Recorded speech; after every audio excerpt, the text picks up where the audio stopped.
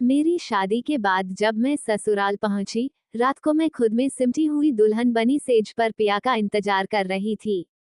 अचानक दरवाजा खुला तो मेरी धड़कनें और बढ़ गई। मगर यह क्या, राजीव अंदर आया, दूल्हे के भारी भरकम कपड़े बदल नाइट सूट पहनकर बोला, आप भी थक गई होंगी, प्लीज कपड़े बदल कर सो जाएं, मुझे भी सुबह ऑफिस जाना है।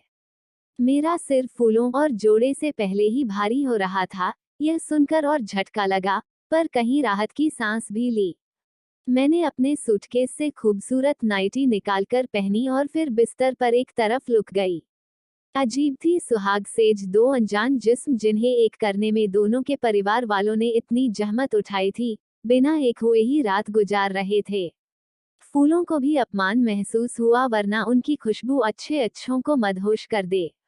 अगले दिन जब मेरी नींद खुली तो देखा राजीव ऑफिस के लिए जा चुका था। मैंने एक भरपूर अंगड़ाई लेकर घर का जायजा लिया।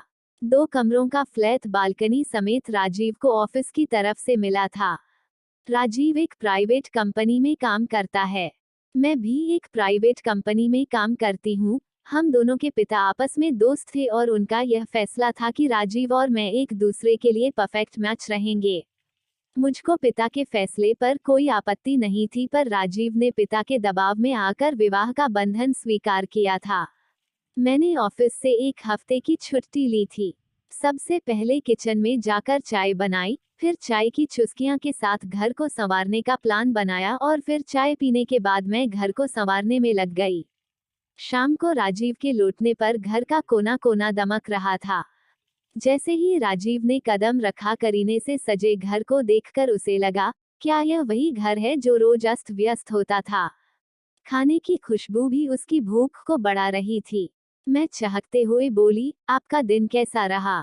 ठीक, एक संक्षिप्त सा उत्तर देकर राजीव डाइनिंग टेबल पर पहुंचा। जल्दी से खाना खाया और सीधा बिस्तर पर। औरत ज्यादा नहीं, पर 2 बोल तो तारीफ के चाहती ही है, पर मुझको वे भी नहीं मिले। 5 दिन तक यही दिनचर्या चलती रही। राजीव ऑफिस से आते, खाना खाने के बाद सो जाते, मुझसे बात भी नहीं करते। छठे दिन मैंने सोने से पहले राजीव को रोक लिया। आप प्लीज 5 मिनट बात करेंगे? मुझे सोना है, राजीव ने चिरपरिचित अंदाज में कहा। प्लीज, कल से मुझे भी ऑफिस जाना है, आज तो 5 मिनट निकाल लीजिए। बोलो, क्या कहना चाहती हो? राजीव अन्ना सा बोला। आप मुझसे नाराज है या शादी से? क्या मतलब? आप जानते हैं मैं क्या जानना चाहती हूँ। प्लीज डैडी से बात करो, जिनका फैसला था। पर शादी तो आपने की है। मुझको भी गुस्सा आ गया। जानता हूँ, और कुछ? राजीव चढ़कर बोला। मैं समझ गई कि अब सुलझने की जगह बात बिगड़ने वाली है। मैं बोली, क्या यह शादी आपकी मर्जी से नहीं हुई है? नहीं, और कुछ? अच्छा ठीक है, पर एक विनती है आपसे।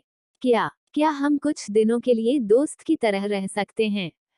मतलब? राजीव को आश्चर्य हुआ। मैंने कहा कि 1 महीने बाद मेरा इंटरव्यू है और हो सकता है फिर मैं आगे की पढ़ाई के लिए अमेरिका चली जाऊंगी, 3 सालों के लिए। उस दौरान आपको जो भी उचित लगे वह फैसला ले लीजिएगा। यकीन मानिए, आपको परेशानी नहीं होगी। राजीव को इसमें कोई आपत्ति नहीं लगी। फिर हम दोनों साथ साथ नाश्ता करने लगे। शाम को घूमने भी जाने लगे। होटल, रेस्टोरेंट, यहाँ तक कि सिनेमा भी। मैं कॉलेज गर्ल की तरह ही कपड़े पहनती थी, ना कि नई नवेली दुल्हन की तरह। हमें साथ देखकर कोई हमको प्रेमी युगल समझ सकता था, पर पति पत्नी तो बिल्कुल नहीं। कैफे हो या काके द होटल, दोस्तों के लिए हर जगह बातों का अड्डा होती है, और मेरे पास तो बातों का खजाना था। धीरे धीरे राजीव को भी मेरी बातों में रस आने लगा। उसने भी अपनी दिल की बातें खोलनी शुरू कर दी। एक दिन रात को राजीव ऑफिस से लेट आया। उसे जोर की भूख लगी थी। घर में देखा तो मैं पढ़ाई कर रही थी।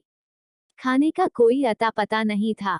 आज खाने का क्या हुआ? उसने पूछा। सॉरी, आज पढ़ते पढ़ते सब भूल गई। वह तो ठीक है, पर अब क्या? एक काम कर सकते हैं, मुझको एक आइडिया सूझा। मैंने सुना है फाजिल नगर फ्लाईओवर के नीचे आधी रात तक पराठे और चाय मिलती है, क्यों ना वही ट्राई करें क्या? राजीव का मुंह आश्चर्य से खुला रह गया। हाँ हाँ, मेरे ऑफिस के काफी लोग जाते रहते हैं। आज हम भी चलेंगे। ठीक है, कपड़े बदलो, चलते हैं। अरे कपड़े क्या बदलने हैं, ट्रैक सूट में ही चलती हूँ, बाइक पर बढ़िया रहेगा, हमें वहाँ कौन जानता है। वहाँ पर पराठे चाय का राजीव के लिए भी बिल्कुल अलग अनुभव था। ऐसे ही धीरे धीरे हम एक दूसरे से घुलने मिलने लगे। अब राजीव को भी मेरा साथ अच्छा लग रहा था। आखिर वह दिन भी आ ही गया जब मेरा इंटरव्यू था। सुबह सुबह घर का काम निपटा कर मैं फटाफट इंटरव्यू के लिए रवाना हो गई। वहाँ मेरे और भी साथी पहले से मौजूद थे। नियत समय पर इंटरव्यू हुआ, मेरे जवाबों ने अधिकारियों को भी खुश कर दिया। उन्होंने कहा जाए अपने दोस्तों को भी बताइए कि आप सब पास हो गए हैं।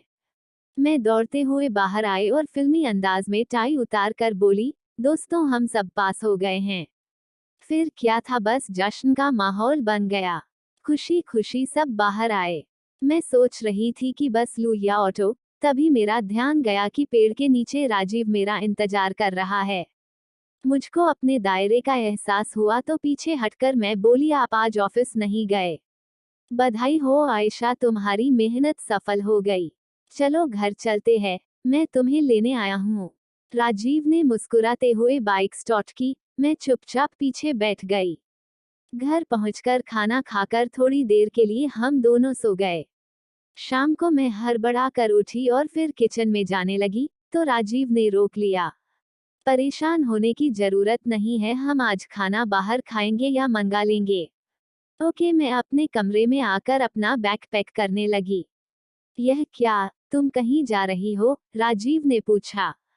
जी, आपके साथ एक महीना कैसे कट गया पता ही नहीं चला। अब बाकी काम डैडी के पास जाकर ही कर लूंगी और वहीं से एक हफ्ते बाद अमेरिका चली जाऊंगी। तो तुम मुझे छोड़कर जा रही हो? जी नहीं, आपसे जो इजाजत मांगी थी उसकी आखिरी रात है आज, मैं मुस्कराते हुए बोली। जनता हूँ आयशा, मैं तुम्हारा दोषी हूँ, पर क्या आज एक अनुरोध में तुमसे कर सकता हूँ? राजीव ने थोड़े भरे गले से कहा। जी बोलिए। हम एक महीना दोस्तों की तरह रहे, क्या यह दोस्ती प्यार में बदल सकती है? इस एक महीने में तुम्हारे करीब रहकर मैंने जाना कि अतीत की यादों के सहारे वर्तमान नहीं जिया जाता। अतीत ही नहीं, वर्तमान भी खूबसूरत हो सकता है। क्या तुम मुझे माफ कर सकती हो? उस रात मैंने कुछ ही पलों में दोस्त से प्रेमिका और प्रेमिका से पत्नी का सफर तय कर लिया।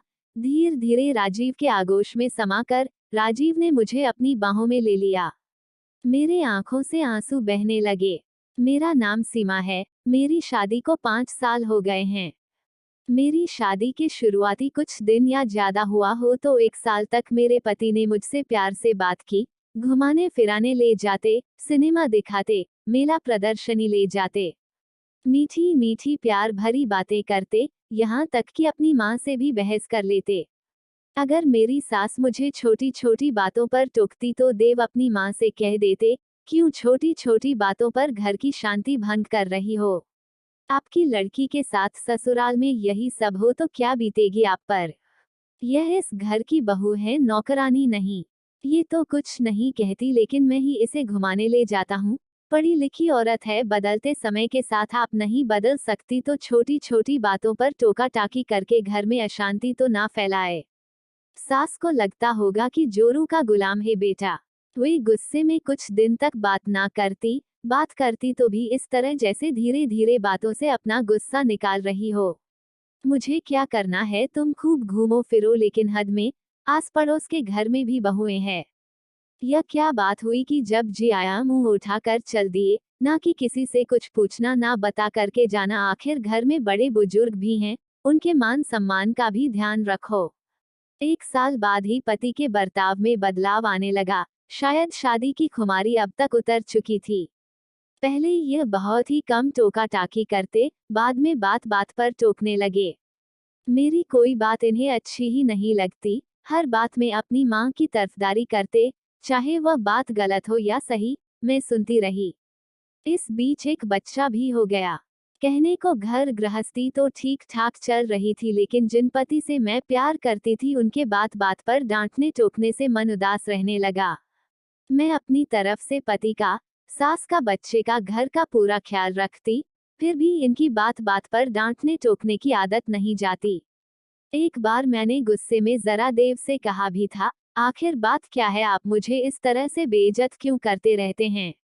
इन्होंने भी झुंझलाकर जवाब दिया, मैं मर्द हूँ, घर का मुखिया हूँ, गलत बात पर टोकू नहीं तो क्या लाड करूंगा। तुम एक बच्चे की माँ बन गई हो, तुम्हें घर की जिम्मेदारी समझनी चाहिए। गलती पर डांटता हूँ तो क्या गलती को सुधारना नहीं चाहिए? इसमें बुरा मानने वाली क्या बात है? मैं ऐसी कौन सी गलती करती हूँ, क्या मन भर गया है मुझसे? मुझे तो सबको साथ लेकर चलना है, तुम्हारा भी अब तक मन भर जाना चाहिए। प्यार मोहब्बत की उम्र बीत चुकी, अब अपने फर्ज पर ध्यान दो। आखिर मैंने फर्ज निभाने में कौन सी कमी रखी है? तुम फिर बहस करने लगी, मुझे तुम्हारी यही बात अच्छी नहीं लगती। आपको मेरी कौन सी बात अच्छी लगती है आजकल? औरत हो, औरत की तरह रहना सीखो, घर के कामकाज देखो। अम्मा की तबीयत ठीक नहीं रहती आजकल, उनकी देखभाल करो। करती तो हूँ, करती तो अम्मा शिकायत नहीं करती।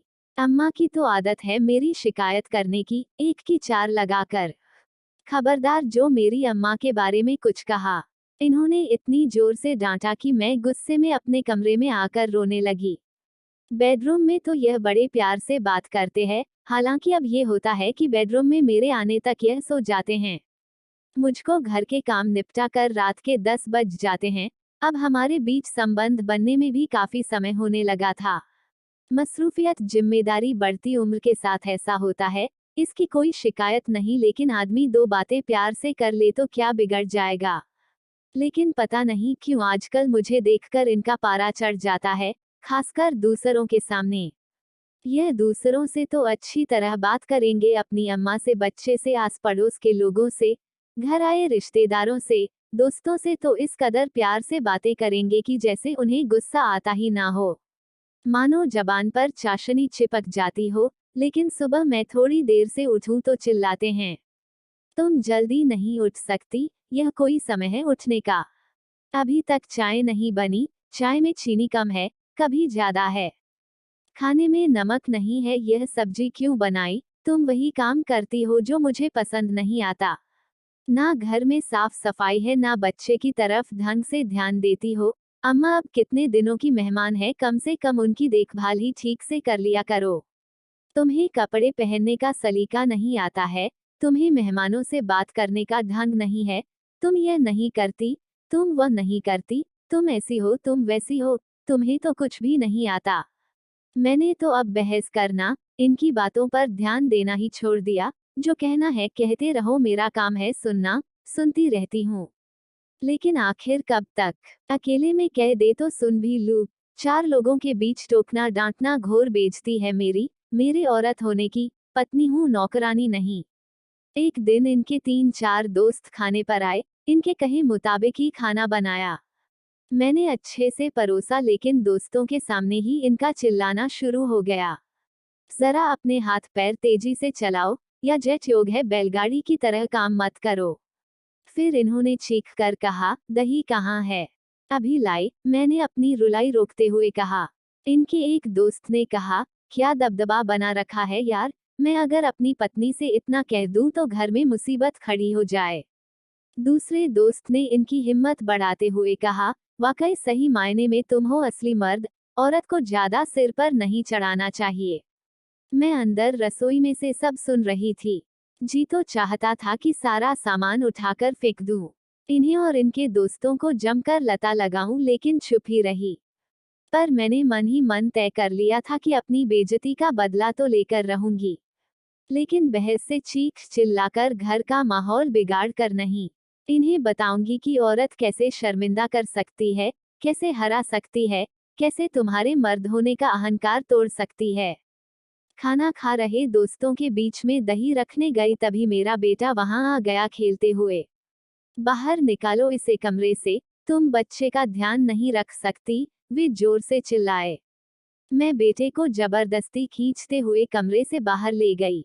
इनके किसी दोस्त की आवाज कानों में आ रही थी, खाना तो लजीज बना है। इन्होंने मुंह बिचकाते हुए जवाब दिया, खाना तो प्रिया बनाती थी, पहले मेरी उसी से शादी होने वाली थी, सगाई तक हो गई थी, उससे मिलने कई बार मैं प्रिया के घर भी गया, ऐसा स्वादिष्ट खाना मुझे आज तक नसीब नहीं हुआ। इनकी सगाई टूटने की बात मुझे भी पता थी, लेकिन प्रिया के खाने की तारीफ और मेरे खाने को प्रिया के मुकाबले कमतर बताना मुझे अखर गया।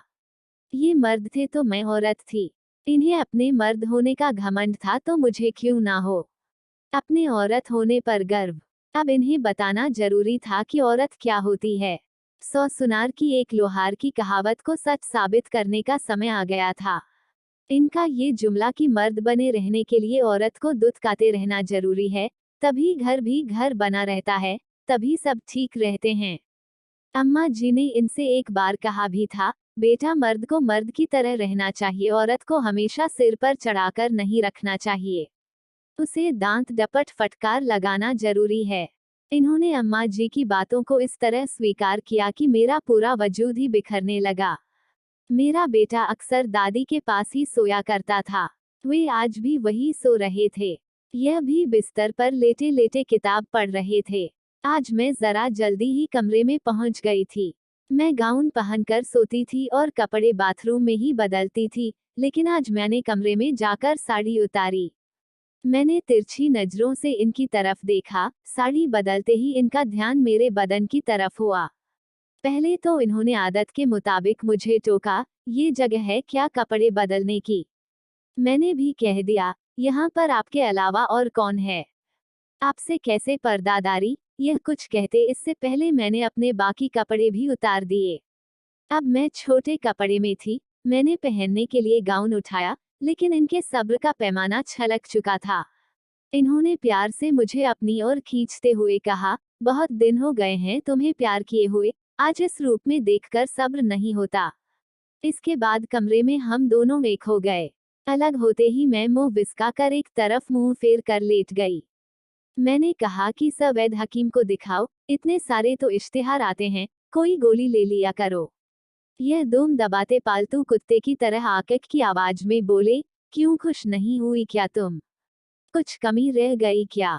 इनकी हालत देखकर बड़ी मुश्किल से मैंने अपनी हंसी रोकते हुए कहा, नहीं कोई ऐसी बात नहीं है, कभी कभी होता है ऐसा। इनका उदास हताश हारा हुआ चेहरा देखकर मुझे अपनी जीत का एहसास हुआ। एक ही वार से इनके अंदर की मर्दांगी और बाहर का मर्द दोनों मुर्दा पड़े हुए थे, जैसे दुनिया के सबसे तुच्छ कमजोर इंसान हो। उसके बाद इनकी टोका टाकी डांट फटकार तो बंद हुई ही साथ मेरी तरफ जब भी यह देखते तो ऐसा लगता कि इनके देखने में डर और शर्मिंदा का भाव हो। तो दोस्तों, अगर आपको यह कहानी पसंद आई हो तो कमेंट कर जरूर बताएं।